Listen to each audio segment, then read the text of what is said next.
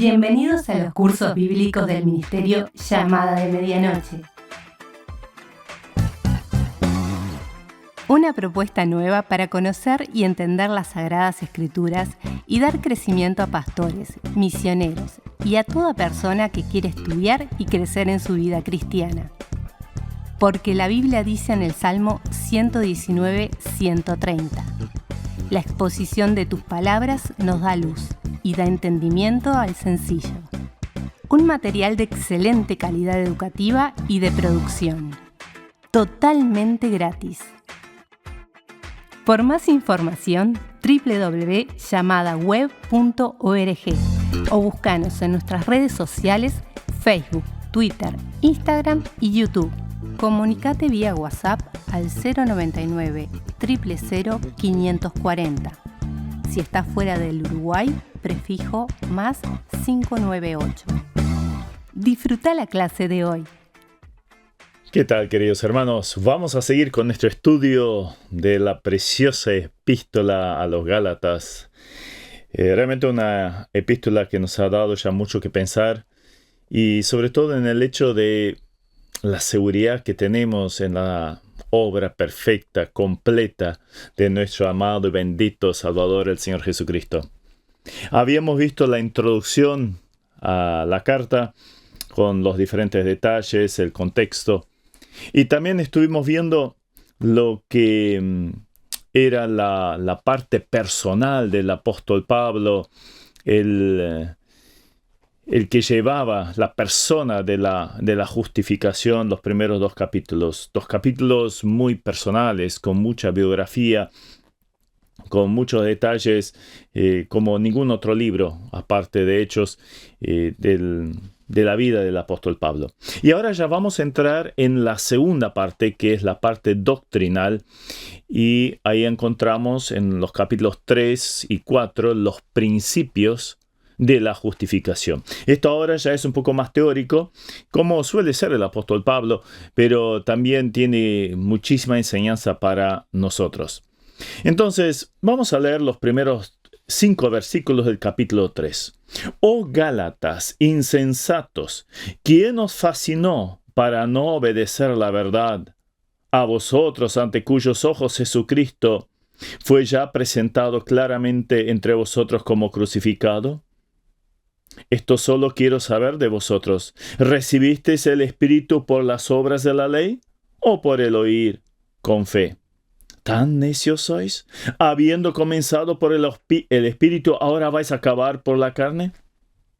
¿Tantas cosas habéis padecido en vano? Si es que realmente fue en vano. Aquel, pues, que os suministra el Espíritu y hace maravillas entre vosotros, ¿lo hace por las obras de la ley o por el oír con fe? Entonces, en primer lugar, tenemos acá lo que el apóstol Pablo ve como argumento de la experiencia de los Gálatas. Vamos a ver una serie de argumentos en este capítulo y en el siguiente que justamente demuestran la justificación, o sea, la doctrina, los principios de la justificación por fe. Entonces, vemos allí en el versículo 1 que lo llama insensatos. Pablo los exhorta con duras palabras. Al darle lugar a esa falsa enseñanza, habían demostrado ser irreflexivos, necios, por cambiar bendiciones que eran gratuitas de parte de Dios por las que eran de mentira y de Satanás. ¿Y cuántas veces sigue sucediendo justamente esto hoy en día? Con leyes humanas, costumbres, tradiciones que se añaden a la salvación perfecta que tenemos en el Señor Jesucristo. Esto demuestra una triste insensatez. ¿Por qué añadirle obras si es gratis? Si ya está hecho. Su actitud demuestra que habían sido engañados, y esa expresión allí que aparece fascinó, también puede decirse como que quedaron hechizados, como hipnotizados, como un pajarito frente a la serpiente queda ahí y no se mueve. Su actitud también demuestra desobediencia a la clara y sencilla enseñanza que recibieron. Rechazaron la obra plena del Señor y a lo cual no había necesidad de añadirle absolutamente nada. A su vez, muestra toda la irracionalidad porque simplemente preguntando, a ver, ¿cómo recibieron el Espíritu ustedes? ¿Lo recibieron por las obras o lo recibieron gratis?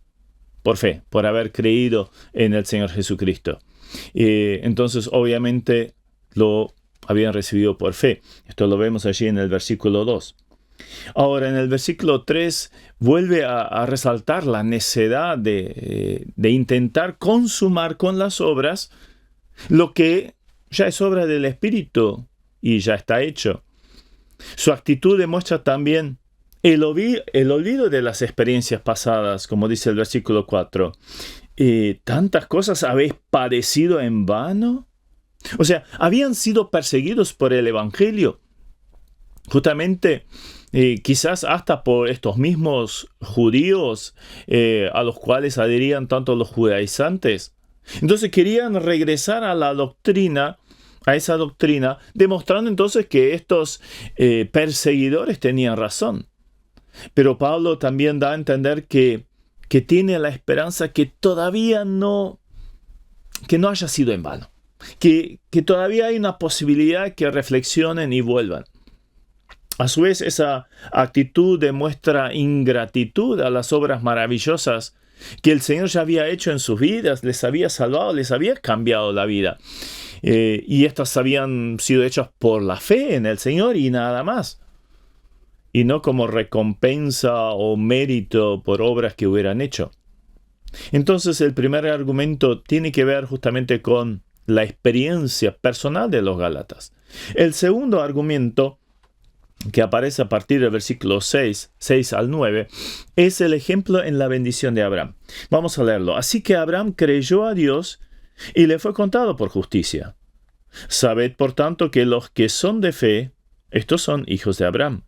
Y la Escritura, previendo que Dios había de justificar por la fe a los gentiles, dio de antemano la buena nueva a Abraham, diciendo: en ti serán benditas todas las naciones. De modo que los de la fe son bendecidos con el creyente Abraham. Entonces, el siguiente argumento que utiliza acá el apóstol Pablo se refiere al ejemplo y la bendición que tienen por medio de Abraham. Seguramente utiliza este argumento porque los judaizantes, al igual que los judíos en el tiempo del Señor Jesucristo, como se ve en Juan 8:39, estaban muy orgullosos de ser hijos del padre Abraham. Entonces con eso había una seguridad de que estaban salvos. Se creían entonces hijos de Abraham. Pero la justificación de Abraham, ¿a través de qué vino? Vino a través de la fe. Justamente en el hecho de creer lo que a las palabras de Dios. Allí en Génesis el capítulo 15. Creyó y esto le fue contado por justicia. ¿Qué creyó? Dios lo hizo salir ahí de su tienda y mirar al cielo estrellado, y así como son estas estrellas, así como que no las puedes contar, así será también la descendencia de Israel, su descendencia, ¿no? Ahora, los verdaderos hijos son por fe, no por una descendencia genética, sino son por fe. Por eso todos los creyentes son hijos de Abraham. Es el padre de todos los creyentes. Y la bendición a Abraham es, entonces, para todos los creyentes, pero por fe, no por obras. Este es el segundo argumento. Luego sigue un argumento que tiene que ver con la maldición de la ley. Versículos 10 al 14. Porque todos los que dependen de las obras de la ley están bajo maldición, pues escrito está: maldito todo aquel que no permaneciere en todas las cosas escritas en el libro de la ley, para hacerlas. Y que por la ley ninguno se justifica para con Dios. Es evidente, porque el justo por la fe vivirá, volviendo al argumento anterior de Abraham. Y la ley no es de fe, sino que dice: el que hiciere estas cosas vivirá por ellas. Cristo nos redimió de la maldición de la ley, hecho por nosotros maldición, porque escrito está: maldito todo aquel que está colgado en un madero, para que en Cristo la bendición de Abraham alcanzase a los gentiles, a fin de que por la fe recibiésemos la promesa del Espíritu. Entonces, la ley hace malditos a los que dependen de ella, como dice acá el versículo 10. 4 veces aparece la palabra maldición acá en estos cortos versículos. La ley entonces declara malditos a los que no cumplen la ley. De hecho, en Deuteronomio 27, versículo 6, justamente en la ley, ¿sí? En la ley dice: maldito el que no confirmara las palabras de esta ley para hacerlas. O sea, maldito. Y ahora tenemos un problema. ¿Algún judío jamás pudo cumplir con esto? No. Ninguno pudo guardar la ley absolutamente. Y para colmo, en Deuteronomio 21-23 todavía se añade que maldito es todo aquel que está colgado en un madero. Entonces este pasaje nos señala la forma en la cual el Salvador llevaría nuestros pecados, nuestra maldición, al morir allí colgado en un madero. Entonces la maldición fue quitada, no porque Jesús se sujetara a la ley, de hecho lo hizo, cumplió, fue el único que pudo cumplir la ley, sino en el hecho de ser colgado en un madero, ser colgado en la cruz. Ahora, la ley, como dice acá el versículo 11, no justifica a nadie. Bien tajante, sencillo. ¿Para qué buscar más? Es que la ley excluye la fe y requiere las obras. Entonces, una elimina la otra. La ley nos condena sin ayudarnos a vivir una vida santa. La ley y su maldición fueron abolidas justamente en la redención de Cristo, que se convirtió en maldición por nosotros, porque maldito todo aquel que es colgado en un madero. Ahora, en contraposición, ¿qué trae la obra de Cristo? Como dice el versículo 14, para que en Cristo Jesús la bendición de Abraham alcanzase a los gentiles, a fin de que por la fe recibiésemos las promesas del Espíritu Santo. Entonces, la obra de Cristo es para bendición y alcanza a todos. Alcanza también a los gentiles. Ahora, la obra de Cristo también nos hace acreedores de la bendición de recibir el Espíritu Santo. Este fue prometido. Entonces, acá justamente viene el cumplimiento.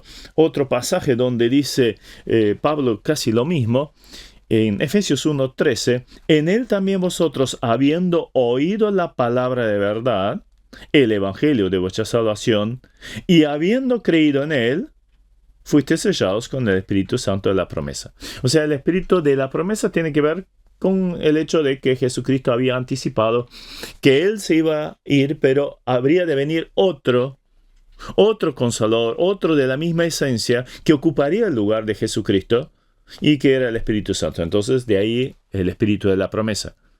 Pero ¿cuándo vino? Viene en el hecho o en el momento de la persona oye el Evangelio, cree en el Evangelio de la salvación. Ahí tiene el Espíritu Santo. Pero no dice nada acá de obras. Al contrario, simplemente es una cuestión de fe. Entonces, este era el tercer argumento. El cuarto argumento, a partir del versículo 15 hasta el 18, es el argumento de la promesa del pacto. Entonces, Pablo sigue argumentando allí, y leámoslo.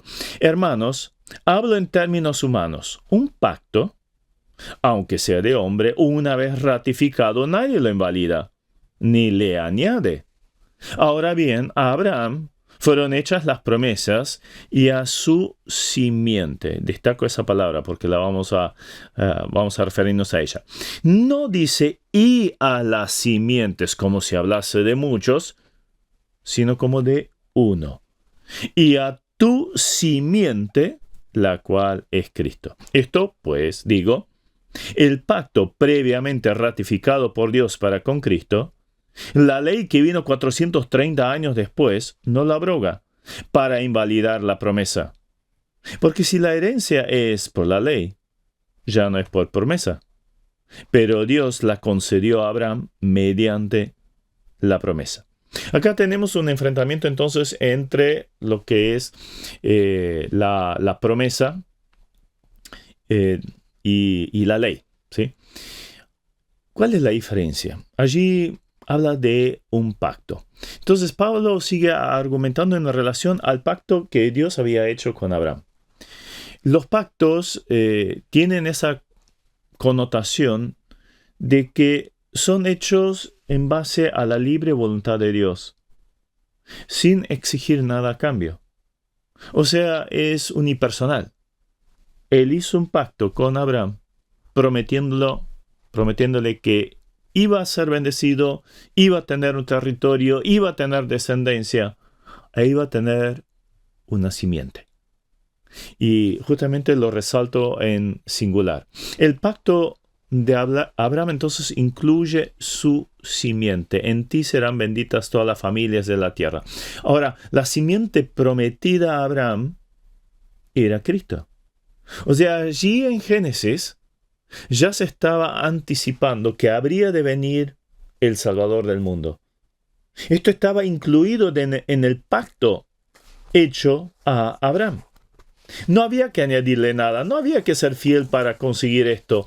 Esto ya estaba logrado, esto ya estaba asegurado porque era un pacto de parte del Señor.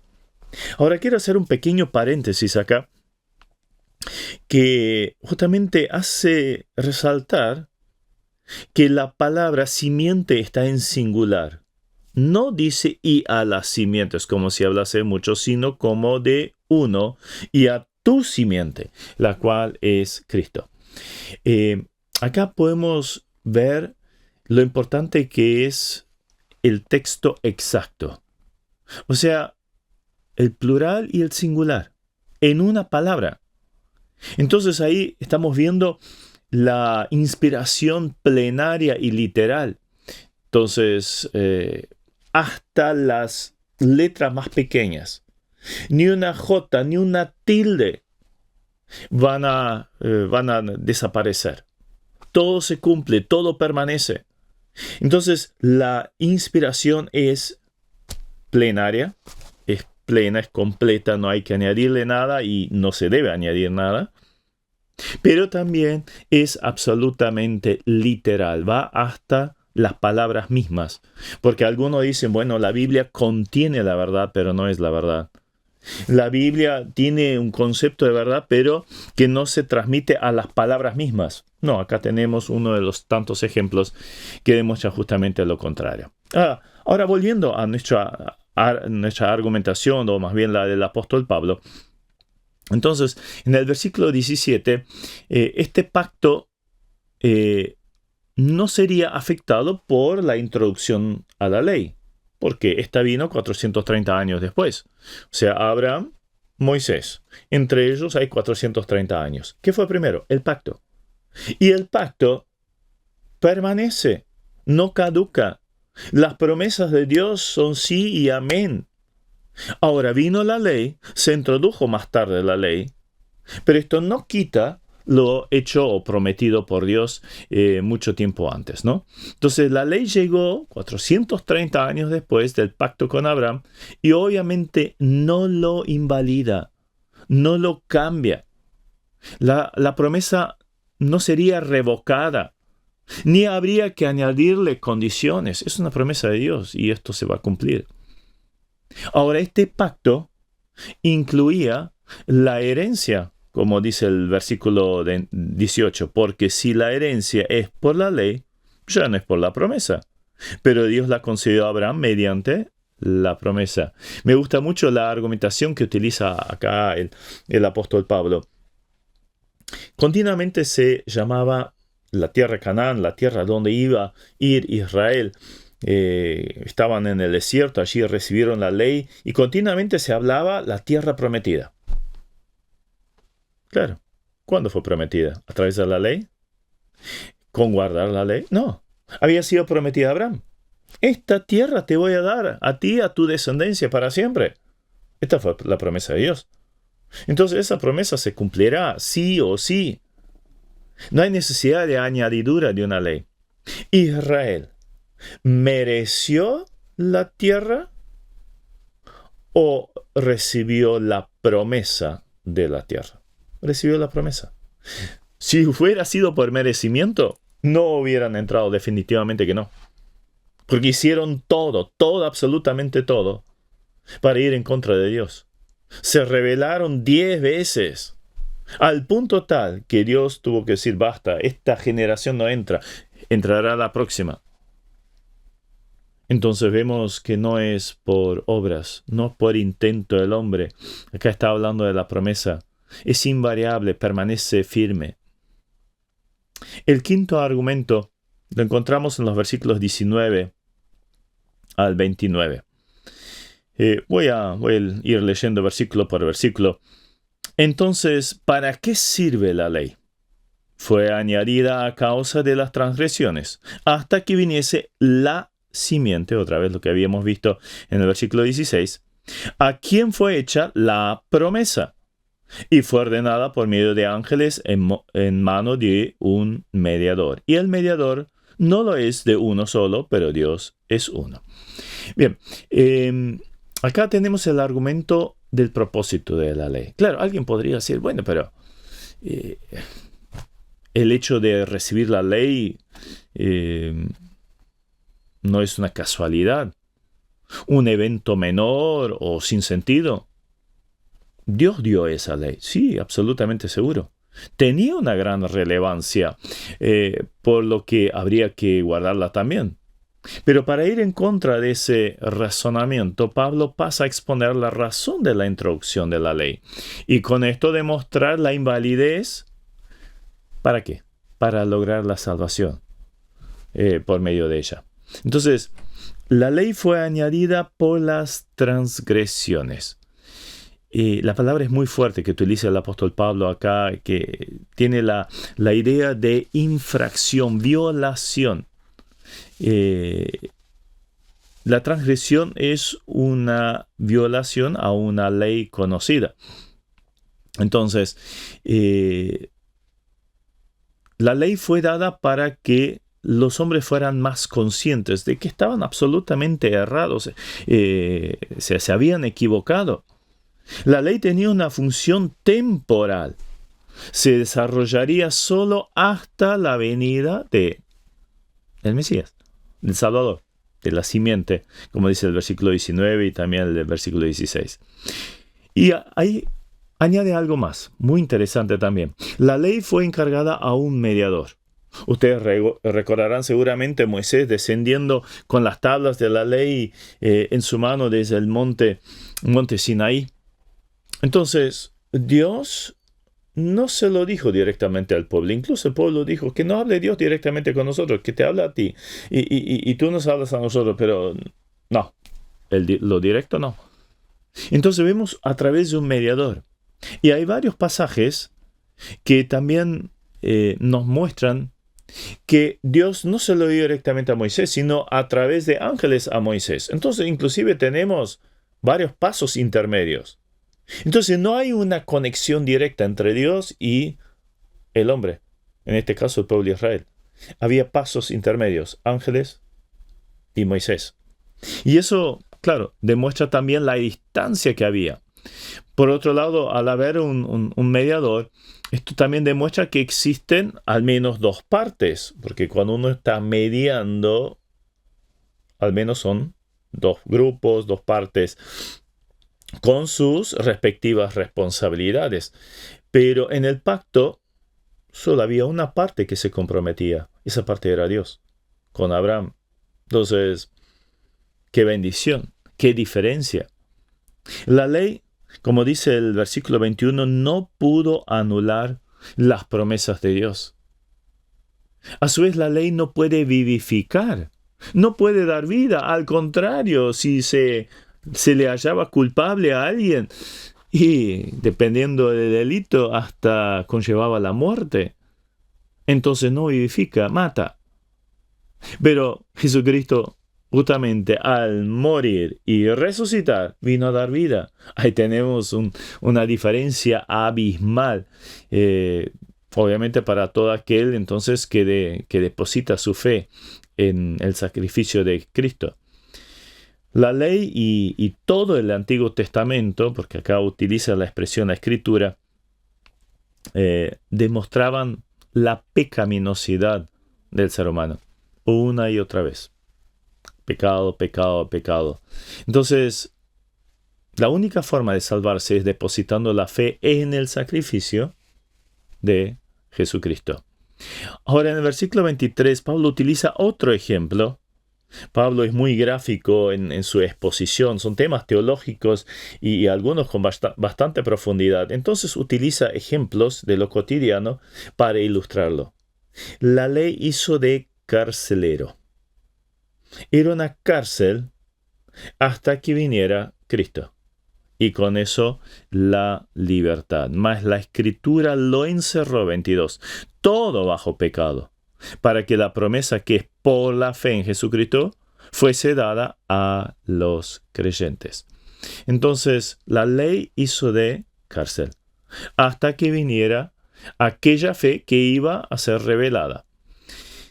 Y después el apóstol Pablo utiliza otro ejemplo en el versículo 24, de manera que la ley ha sido nuestro ayo para llevarnos a Cristo a fin de que fuésemos justificados por la fe. Pero venida la fe, ya no estamos bajo ayo, pues todos sois hijos de Dios por la fe en Cristo Jesús. ¿Qué es el ayo?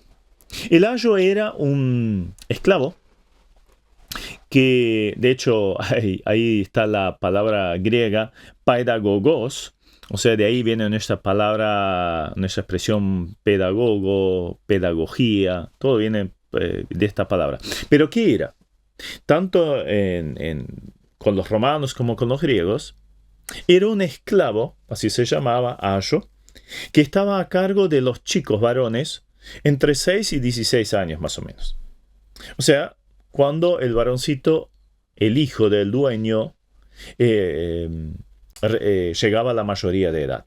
Ahora, ¿qué hacía el ayo? El ayo era el encargado de acompañarlo, de llevarlo a donde el maestro le enseñaba. Era el encargado inclusive de disciplinarlo si se portaba mal. Entonces era alguien que continuamente estaba ahí, a ver, hacedlo bien, esto está mal, castigo. Y entonces, ¿cómo oficiaba? Y como veíamos en el pasaje anterior, de carcelero, continuamente mirando a ver qué estaba haciendo, qué no estaba haciendo, y que hiciera lo correcto, siempre con disciplina de por medio. Ahora, cuando llegaba a la mayoría de edad, 16 años probablemente, o más o menos, entonces ya no necesitaba el ayo.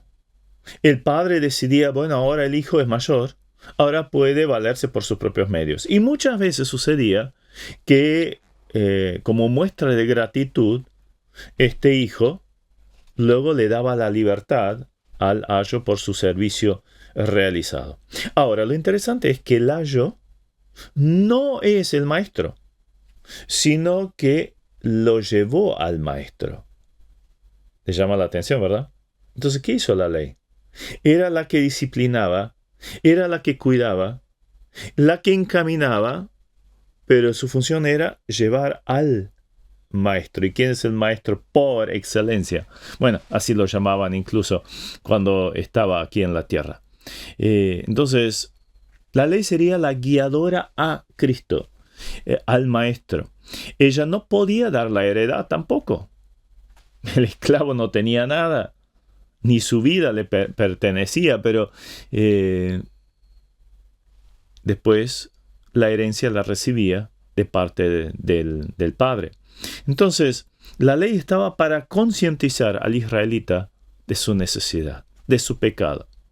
Entonces, versículo 25, pero venida la fe, ya no estamos bajo ayo. Ahora somos hijos, ahora estamos libres. Qué preciosa verdad. Entonces el ayo ya cumplió su función, quedó en el pasado, ya no lo vamos a traer hacia adelante cuando tengamos 25 años. ¿Qué vamos a hacer con el ayo? No tiene sentido. Bueno, esto es lo que el apóstol Pablo está intentando explicar ahora. La relación fundamental ahora es la de padre-hijo. Y es lo que exclama Juan: mira cuál amor nos ha dado el Padre, que seamos llamados hijos de Dios. Lo que realmente ahora vale es: somos hijos de Dios por la fe que es en Cristo Jesús. Versículo 26. En contraposición, el apóstol señala lo que se tiene en Cristo. Lo que se era bajo el ayo, ya lo vimos, ahora lo que se tiene en Cristo. Versículo 26, lo leemos de vuelta. Pues todos sois hijos de Dios por la fe en Cristo Jesús. Porque todos los que habéis sido bautizados en Cristo, de Cristo estáis revestidos. Ya no hay judío ni griego, no hay esclavo ni libre, no hay varón ni mujer, porque todos vosotros sois uno en Cristo Jesús. Y si vosotros sois de Cristo, ciertamente linaje de Abraham sois, y herederos según la promesa. Una y otra vez aparece la palabra Cristo. Acá la esencia es Cristo, todo lo es Cristo. La libertad la tenemos en Cristo, la igualdad la tenemos en Cristo. El hecho de ser bautizados, ¿dónde? Bautizar, la palabra bautizo justamente significa sumergir, y por eso cuando bautizamos alguien que ha aceptado a Cristo como su Salvador, lo hacemos sumergiéndolo en agua. Eso significa esa palabra. Se utilizaba para el teñido de telas y también al sumergir un recipiente en uno más grande con un líquido. Eso era bautismo. Entonces fuimos introducidos. ¿Dónde? En el cuerpo de Cristo. ¿Qué es? La iglesia. ¡Qué bendición! ¡Qué bendición! Estamos absolutamente seguros allí y ahí nada ni nadie nos puede sacar y quitar esto jamás. A su vez dice que fuimos revestidos por Cristo. Fuimos revestidos por Cristo. Qué bendición tan grande.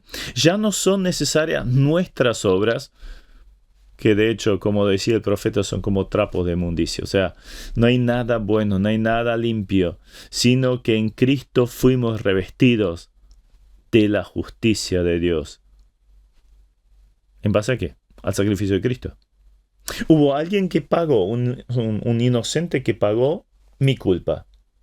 Entonces, está el juez, Dios, que me ve como culpable. Pero ahora me ve, y me tendría que juzgar por esa realidad, pero ahora me ve a través de Jesucristo. Entonces soy revestido con Jesucristo. Jesucristo ya pagó toda la culpa allí en la cruz. Entonces el Padre me ve a través del Hijo. ¡Qué bendición! Somos tan falibles, y me pongo en primer lugar. Tenemos tantas fallas, tantos errores, tantos fracasos. Y a pesar de todo esto, Dios me ve a través del Hijo. Creo que hay motivo de sobra de agradecer, de alabar, de adorar a nuestro bendito y amado Señor por la obra realizada, una obra perfecta. En Cristo también son quitadas todas las divisiones nacionales, sociales, de género. Ahí ya no interesa si era libre o esclavo. No interesa si era judío o gentil. No interesaba si es hombre o mujer. Y me encanta que esté este concepto acá, porque muchas veces el apóstol Pablo ha sido y sigue siendo tachado de machista por algunas cuestiones relacionadas con el ministerio público de la mujer. Pero acá vemos, no, frente a la salvación, frente al privilegio de ser un hijo o una hija de Dios, somos todos iguales. Recibimos los dones, podemos servir al Señor, estaremos juntos en el cielo. No hay diferencia. Hay una cuestión de responsabilidades, eso sí, pero somos iguales. ¿Y esto en quién? En Cristo. Justamente es el cristianismo el que equiparó el valor, o le dio valor a la mujer. Si nosotros nos fijamos en el judaísmo, hasta en el día de hoy, a veces se escucha a los judíos orar: gracias Dios que no soy un gentil y que no me hiciste mujer.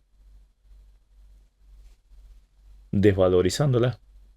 No tiene el mismo valor que el varón entre los judíos ortodoxos. Ahora, esto lo cambió el cristianismo. Si pensamos en el Islam, ni que hablar, y tantas otras culturas.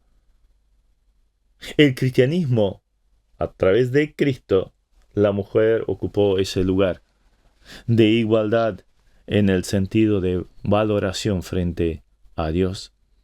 Ahora en Cristo, y por ser linaje de Abraham, también somos herederos de la promesa. Claro, Abraham recibió el pacto, Abraham recibió la promesa, y en él, en la simiente, somos benditos todos los que hemos creído en él. Entonces formamos parte de la promesa.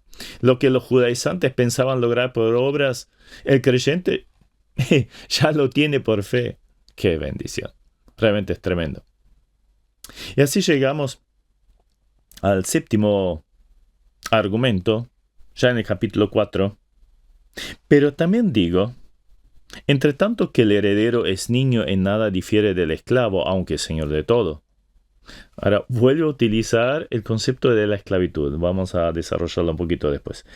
Sino que está bajo tutores y curadores hasta el tiempo señalado por el Padre. Así también nosotros. Cuando éramos niños, estábamos en esclavitud bajo los rudimentos del mundo. Pero cuando vino el cumplimiento del tiempo, Dios envió a su Hijo, nacido mujer y nacido bajo la ley, para que redimiese a los que estaban bajo la ley, a fin de que recibiésemos la adopción de hijos. Por cuanto sois hijos, Dios envió a vuestros corazones el Espíritu de su Hijo, el cual clama, Abba, Padre. Así que ya no eres esclavo, sino hijo, y si hijo, también heredero de Dios, por medio de Cristo. Acá está el argumento de los creyentes como hijos. O sea, ¿se dan cuenta cómo el apóstol Pablo va profundizando el concepto de miren la bendición que tenemos a través de la fe? De la fe en Cristo, en su obra. Una serie de argumentos mostrando la inutilidad de las obras, el fracaso de las obras, la maldición de las obras, pero también la bendición de ser salvo por fe. Y este pasaje es fenomenal. De hecho, creo que Gálatas 4:4 podríamos verlo como el versículo crucial de toda la carta. Pero veamos los primeros dos versículos. Allí habla de un tiempo lejos de Dios. El apóstol señala cómo eran las vidas antes de conocer a Cristo. Claro, los niños, los chiquitos, y correteaban en la casa de algún hombre pudiente allí y jugaban con los esclavos. No se diferenciaban de los esclavos. Estaban allí iguales. El niño, y la palabra justamente señala falta de madurez y capacidad, aunque era el futuro heredero, no tenía diferencias con los niños esclavos. Pero estaba sujeto allí. Hay dos expresiones otra vez. A tutores. Tutor era el administrador doméstico, o sea, era un adulto responsable de la persona y pertenencias de un menor. Y también estaban los curadores. Y ahí la palabra en el original es oikonomos. Oikonomos, así, que era el administrador o supervisor de la casa. Por lo tanto, tanto la persona como los bienes estaban bajo estos supervisores. Todo estaba bajo cuidado de estos esclavos hasta la mayoría de edad, o sea, aparte del ayo, ¿no? Que ya estuvimos hablando. Entonces, ¿qué dice el versículo 3? Estábamos en esclavitud, así que nosotros también cuando éramos niños estábamos en esclavitud, bajo los rudimentos de este mundo. Entonces Pablo utiliza un ejemplo muy común de la época. Se dice que en el Imperio Romano, en líneas generales, había muchísimos esclavos. Se considera que 1 de cada 5 habitantes del imperio era esclavo. Y en Italia era 1 de cada 3. Entonces, donde quiera que uno iba, se movía, estaba, trabajaba, lo que fuera, había esclavos. Había esclavos que llevaban las cargas, había esclavos que trabajaban en el campo, había esclavos que hacían las rutas, había esclavos que remaban en las galeras, había esclavos que servían dentro de las casas al señor, a la señora, había esclavos que iban al mercado, había esclavos que limpiaban, o sea, todo era manejado por esclavos. ¿De dónde provenían esos esclavos? Obviamente de las conquistas de los romanos, pero sobre todo de los pueblos que se resistieron a Roma, o los que contrajeron deudas, cometieron algún delito, entonces terminaban como esclavos. Entonces en cada ciudad había un mercado de esclavos. O incluso, varios que vendían sus esclavos allí. Era tétrico lo que sucedía allí. Estaban expuestos a todo tipo de humillación, de vejámenes, muchas veces desnudos, azotados, maltratados, porque claro, no valía mucho la vida de un esclavo, valía plata, porque el hecho de poder venderlo le traía plata al dueño. Entonces, cuidaban su salud en ese sentido, pero si se mandaba alguna, la pasaban mal. Allí estaba el mercado de esclavos y a veces familias enteras, padre, madre, hijos de pecho incluso. Y allí venía un comprador, una compradora y, yo quiero y desgarraban, arrancaban, separaban las familias. No tenían derecho en absoluto. Y Pablo compara la vida antes de conocer a Cristo justamente a esa realidad. Expuestos a todo lo que da el mundo, ¿verdad? A la maldad del mundo. Claro, a su vez, culpables, deudas, oposición o lo que fuera, ¿no? Entonces, dice acá el apóstol Pablo, estábamos bajo esclavitud de los rudimentos de este mundo. Los rudimentos se refiere a esas cosas básicas, fundamentales, como las letras del alfabeto, el ABC, una cosa así. En ese contexto se refiere, obviamente, a los rituales judíos. O sea, tenés que hacer esto, tenés que guardar el sábado, tenés que hacer esto, etcétera, etcétera, etcétera. Un montón de cosas. MacDonald, el comentarista, dice, el judaísmo era físico, externo y temporal. El cristianismo, en cambio, es espiritual, interno y permanente. Aquellos rudimentos externos eran una forma de esclavitud para los niños. Aunque estábamos bajo esclavitud, Dios intervino de una forma extraordinaria. Y esto es lo que vemos justamente a continuación. Teníamos el tiempo lejos de Dios. Los primeros 3 versículos. Pero ¿qué pasa luego en el versículo 4? Pero cuando vino el cumplimiento del tiempo, Dios. Vemos el tiempo de Dios, el tiempo lejos de Dios. Y ahora viene el tiempo de Dios. El pleroma, cumplimiento, pleroma, o sea, lo que llena. Y del tiempo es cronos, en relación a cantidad, o sea, corto, largo. O sea, en el momento que Dios decidió. Cuando estaba de acuerdo con los planes de Dios, era el tiempo propicio. Y ahí Él envió a su Hijo. Perdón. Desde un punto de vista humano, justamente el tiempo en que vino Jesucristo a esta tierra fue el tiempo ideal, el más propicio. Si solo lo miramos desde un punto de vista de la sociedad de la época, allí estaba el Imperio Romano. Y uno podría decir, pero esto era malo para el pueblo de Israel, sí. Los tenían, sus juzgados, tenían que pagar impuestos, etc. Ahora, en cuanto a la posibilidad de extensión del Evangelio, era el momento ideal. No había fronteras. Todos los países habían sido conquistados. Entonces, las carreteras, las líneas, las redes de comunicación estaban muy bien establecidas, sea por mar o sea por tierra. Un idioma común, todos bajo el mismo imperio.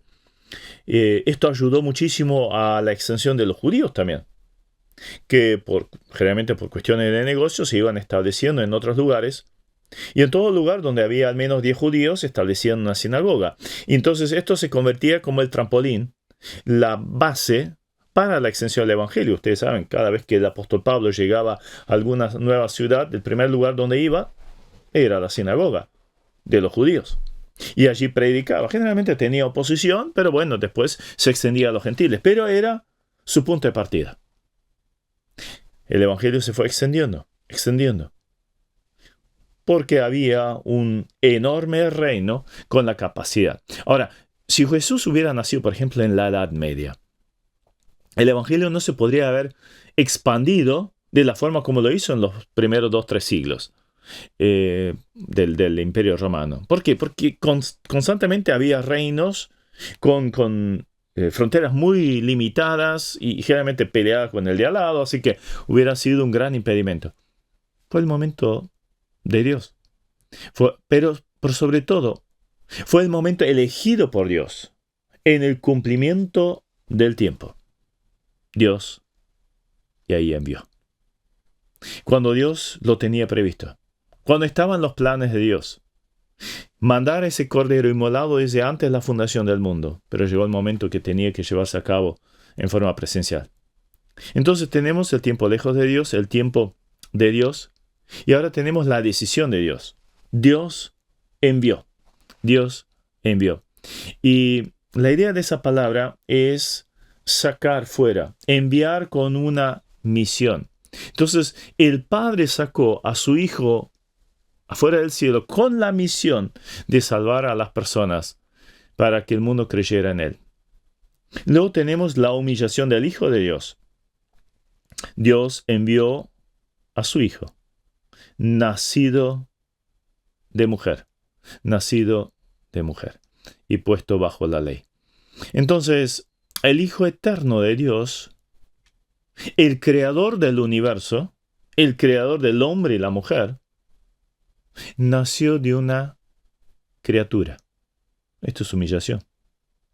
Podemos trazar el paralelo con Filipenses 2, 5 al 8.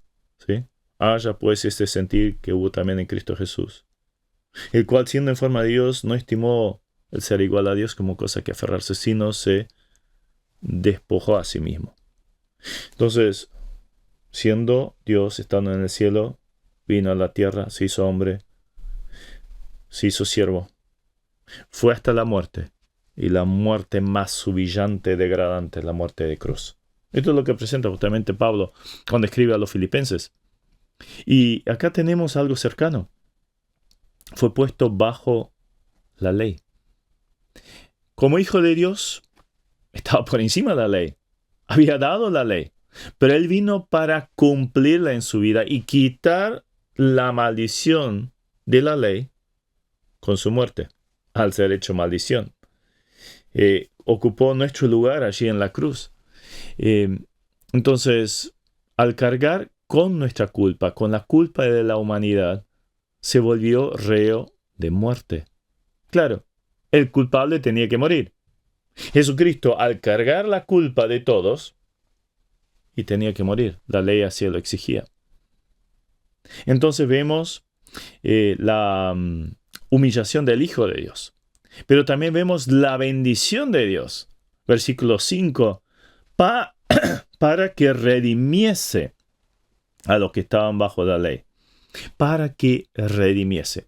Y ahí la palabra es muy linda, que tiene que ver con el hecho de redimir, pero con el objetivo de sacarlo fuera del mercado de esclavo para darle la libertad. O sea, hay diferentes palabras en el griego para redención, pero justamente significa esto. O sea, imagínense la situación.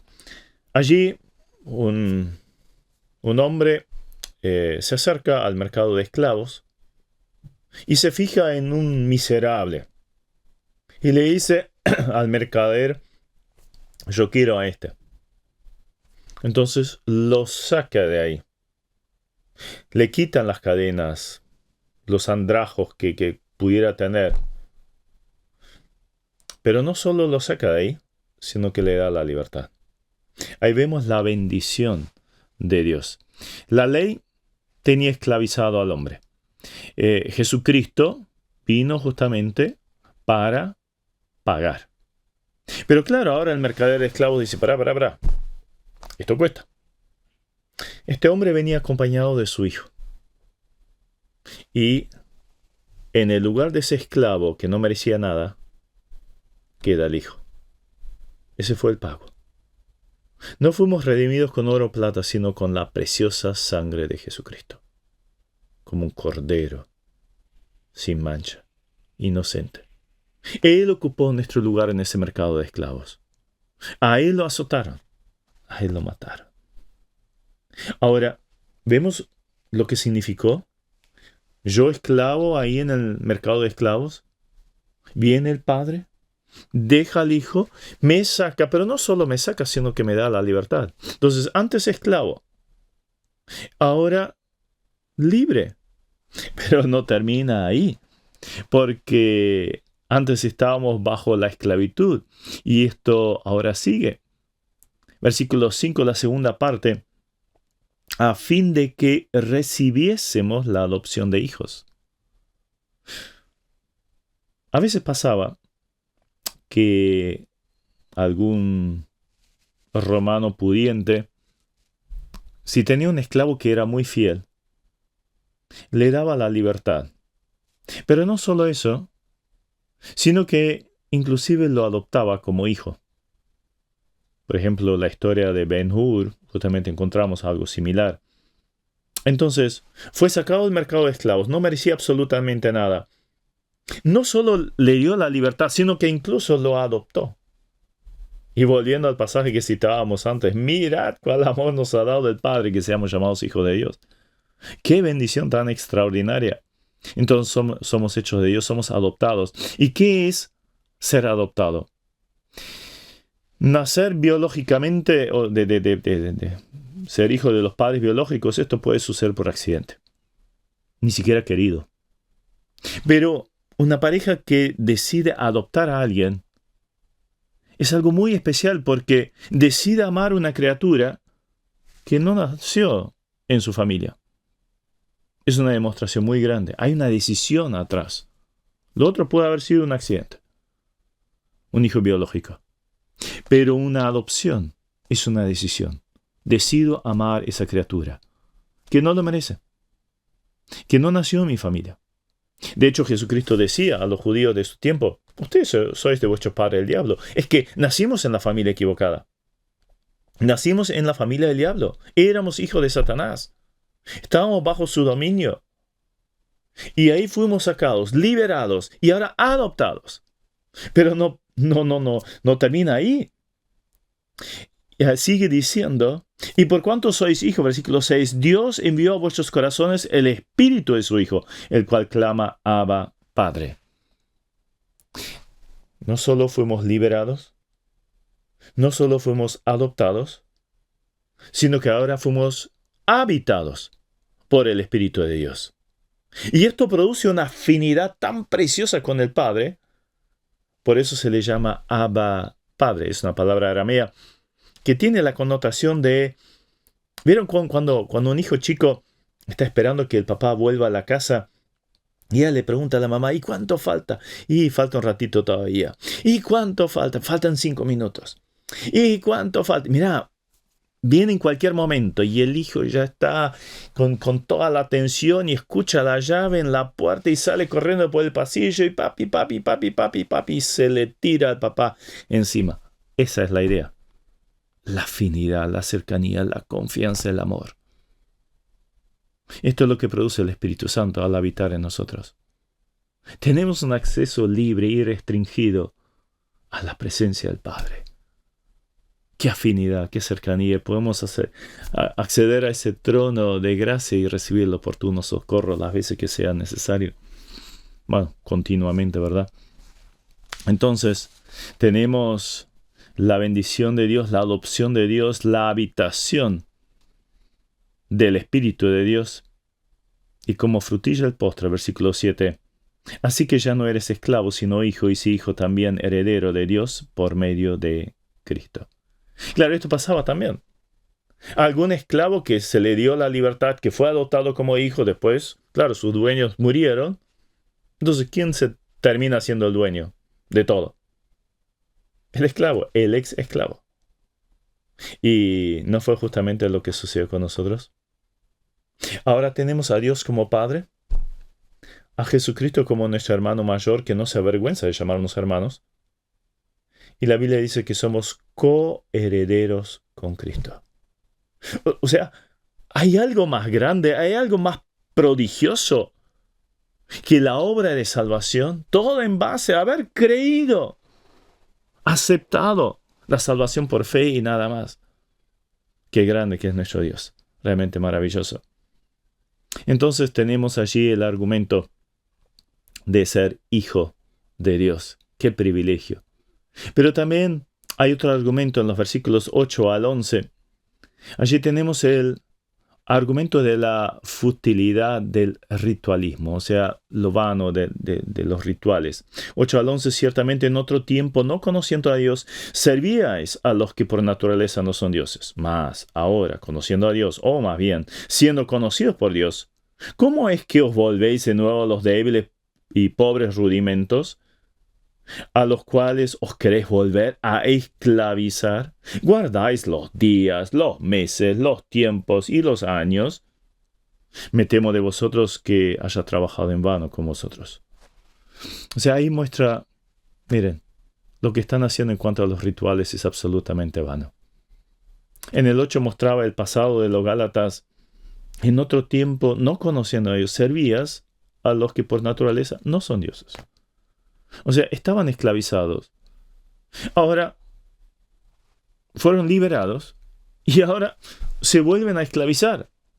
Habían conocido, o más bien fueron conocidos por Dios, por el Dios verdadero. Y solo podemos conocer a Dios porque Él nos conoció primero. Eran salvos, pero se estaban apartando del poder y las ricas bendiciones de las cuales recién hablábamos, que tenían en Dios, y se volvían a esclavizar. Se estaban volviendo pobres, mediocres, y siguiendo estos símbolos, este ritualismo judío que esclavizaba de forma semejante a lo que hacían los ídolos. Tenés que hacer. Bueno, todas las religiones es eso. El intento del hombre de llegar a algo y nunca llega. Las festividades, etc. La ley de Dios había sido buena, tenía su tiempo y su lugar, pero estando la obra de Cristo ya no hay necesidad. Se volvía pobre, débil, y Pablo casi se sentía frustrado y con miedo que todo el trabajo realizado haya resultado en vano. Qué tristeza tiene que haber tenido el apóstol Pablo. Sí, ¿cuántas veces pasa esto en la obra, no? Que personas en las cuales uno ha trabajado, invertido tiempo, formado quizás, y que en algún momento se van, se apartan y vuelven al barro de donde habían salido. Recuerdo, tendría infinidad de casos para contar, pero justo me viene a la mente en caso de un querido amigo que es misionero y estaba empezando una obra prácticamente de cero y había un muchacho que se había convertido y venía todos los días a ser discipulado con él y lo estaba formando y me dijo, mira, ahí tengo un potencial fenomenal para que me acompañe en el liderazgo de la iglesia. Y después me llamó destrozado, me dijo, mira, fulano se apartó. Tanto tiempo invertido, tanta expectativa. Y luego terminar así. Sí, esto pasa muy a menudo en la obra y bueno, Pablo también lo pasó. Qué tragedia. Luego sigue el argumento del testimonio personal de Pablo, los versículos 12 al 20. Os ruego, hermanos, que os hagáis como yo, porque yo también me hice como vosotros. Ningún agravio me habéis hecho, pues vosotros sabéis que a causa de una enfermedad del cuerpo os anuncié el evangelio al principio, y no me despreciasteis ni desechasteis por la prueba que tenía en mi cuerpo. Antes bien me recibisteis como a un ángel de Dios, como a Cristo Jesús. ¿Dónde pues está esta satisfacción que experimentabais? Porque os doy testimonio de que si hubieseis podido, os hubiera sacado vuestros propios ojos para dármelos. ¿Me he hecho, pues, vuestro enemigo por deciros la verdad? ¿Tienen celo por vosotros? Pero no para bien, sino que quieren apartaros de nosotros para que vosotros tengáis celo por ellos. Bueno es mostrar celo en lo bueno siempre, y no solamente cuando estoy presente con vosotros, hijitos míos, por quienes vuelvo a sufrir dolores de parto hasta que Cristo sea formado en vosotros. Quisiera estar con vosotros ahora mismo y cambiar de tono, pues estoy perplejo en cuanto a vosotros. Entonces, después de esta seria exhortación, Pablo cambia su argumentación a la de una súplica motivada por el amor que tenía a ellos, que había sido de parte de él hacia ellos cuando lo conocieron. El apóstol Pablo les hace recordar varias cosas que en primer lugar le habían aceptado y él se había adaptado plenamente a ellos para ganarlos para Cristo. Además les declara que no hicieron nada, o sea, no les guarda ningún resentimiento. Llegó predicando el evangelio enfermo y lo recibieron con toda la debilidad que venía el apóstol Pablo. Algunos suponen que Pablo contrajo malaria estando en esta zona baja de Perge. Por eso luego abandonó esta ciudad para ir a lugares más elevados donde el clima era más favorable. No lo sabemos a ciencia cierta, pero venía con una enfermedad. Entonces, ellos lo recibieron. No lo despreciaron por ello. Lo recibieron con todo respeto y cariño. Lo recibieron como un emisario de Dios. Qué bendición, ¿no? Haberlo recibido de esta forma. Y esto nos enseña cómo deberíamos recibir a los siervos de Dios. Muchas veces se los juzga, se los critica, desprecia, a veces por la apariencia exterior, y esa es la realidad del apóstol Pablo. Generalmente vienen con toda debilidad, necesidad, y bueno, también vienen con sus imperfecciones. Su enfermedad era algo externo, visible, lo tenía en el cuerpo, tenía marcas, la prueba la tenía en el cuerpo. Y probablemente tiene que ver también con lo que pasó en esa misma zona. Ustedes recuerdan en Listra, Pablo había sido apedreado, lo declararon, lo pensaron que estaba muerto. Entonces esos hechos traumáticos todavía quedaron muy vívidos en la mente del apóstol Pablo, porque en su última carta, 2 Timoteo, le recuerda a Timoteo, ¿te acordás lo que yo viví ahí en Antioquía, en Iconio, en Listra? La persecución que pasé. Y ahora el apóstol Pablo vuelve a recalcar el cariño que había recibido de parte de ellos. Al punto tal que si hubiera sido posible, ellos se hubieran sacado los ojos para dárselo al apóstol Pablo. Quizás un problema de la vista, como vemos en el capítulo 6 después también. Podría ser, algunos piensan que era un problema de la vista. Es muy posible. Imagínense ser apedreados, las piedras caen sobre la cabeza y pueden dañar varias áreas y podría haber dañado la vista también. Antes les unía una amistad genuina. ¿Sería posible que pasaron de ser amigos a enemigos simplemente porque les dijo la verdad? Eso es lo que les pregunta el apóstol Pablo. Un verdadero amigo les puede decir la verdad y la recibirá. Un buen amigo recibe la verdad. Ahora, da testimonio entonces de esta amistad.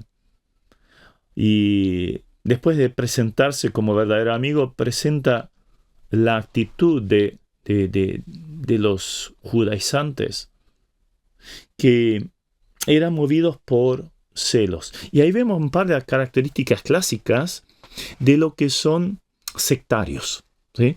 Es muy interesante observar esto porque a veces esto se cuela inclusive en nuestras iglesias, en algunas, ¿no? Donde se ve algunas cosas. Allí eran movidos por celos, en contraposición de Pablo, que buscaba el bienestar de los Gálatas. Probablemente adulaban o ejercían coerción sobre estos Gálatas, lo cual es típico de los sectarios, o sea, los ahogan. Mira, vos tenés que hacer esto, lo tenés que hacer de esta forma, y si no lo haces de esto, enseguida te corro, un diótrefes cualquiera, como vemos en las cartas de Juan. Estaban desarrollando un ministerio carnal.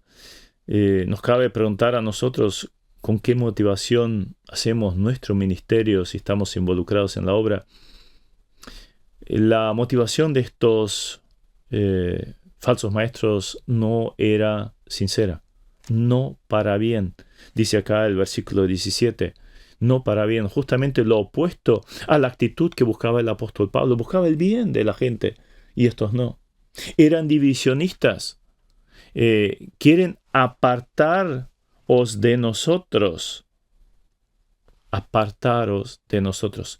Dios abomina a aquel que hace división entre hermanos. Pueden leer Proverbios 6, 16 al 19. Hay 3 cuestiones que están relacionadas con la división y Dios las abomina profundamente. Hay de aquel que forma parte de una división de iglesia, que busca justamente esto. Bueno, acá los tenemos. Los tenemos en los judaizantes. Realmente terrible lo que estuvieron haciendo. Eran sectarios, porque decían para que tengas celos, para que tengáis celos por ellos. O sea, síganme a mí, síganme a mí, síganme a mí. O sea, ataban a la gente a ellos mismos. Otro gran error. Algo clásico que a veces hasta se ve en pastores. Atan la gente a él, pero no a Cristo. La gran diferencia. Bueno, eso lo hacían los judaizantes. Y esto nos tiene que servir realmente de advertencia para que no nos dejemos arrastrar, engañar por personas así, mucho menos caer nosotros en ello. Ellos habían estado celosos de él, de su causa, de la palabra que había traído, pero como ahora ya no estaba, este celo se fue perdiendo. Claro, ya no estaba el apóstol, el predicador, entonces esto fue mermando. Y sí, muchas veces esto pasa cuando no está el pastor, no está el líder, entonces las cosas cambian de repente. ¿Por qué? Se vive para el ojo, lo que se diga, lo que piensen. Y esta parte, el apóstol Pablo la termina con palabras que muestran su tierno cariño. Hijitos míos. Me hace recordar al apóstol Juan, ¿no? Que tanto habla de esta forma. Y se ve su dolor por ellos, porque estoy sufriendo dolores de parto. O sea, fíjense lo que es reproducirse espiritualmente, tener hijos espirituales. Realmente es un dolor de parto. Algunas conversiones y después la vida, el seguimiento, son dolores. Los padres espirituales sufren muchísimo. Altos y bajos, caídas de sus hijos en la fe. Pero vemos justamente esa afinidad, esa cercanía, su expectativa que tenía, la esperanza que tenía respecto a ellos hasta que Cristo sea formado en vosotros. Entonces el anhelo del Pablo era que se vayan adaptando a la imagen de Cristo. Y su deseo era de estar con ellos en ese mismo momento y cambiar de tono. O sea, estaba escribiendo una carta muy dura, pero mire, me encantaría estar ahí, abrazarlos, decir, por favor, vengan, vuelvan. Y su asombro por la actitud de ellos allí al final, estoy perplejo en cuanto a vosotros.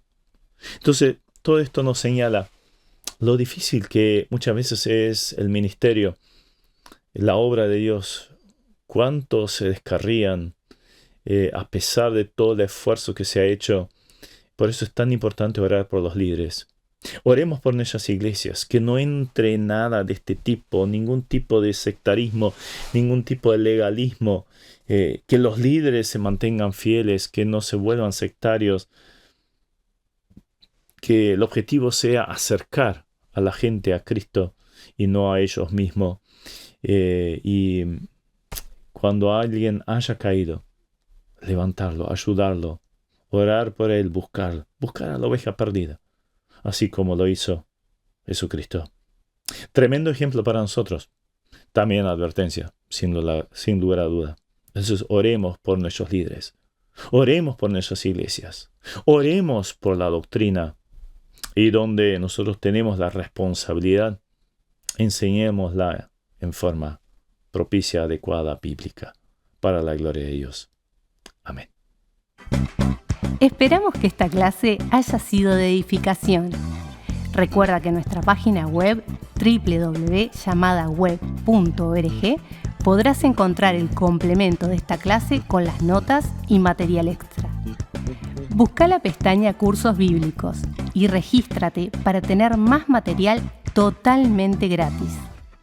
Gracias a todos los que ofrendan para que este material siga produciéndose.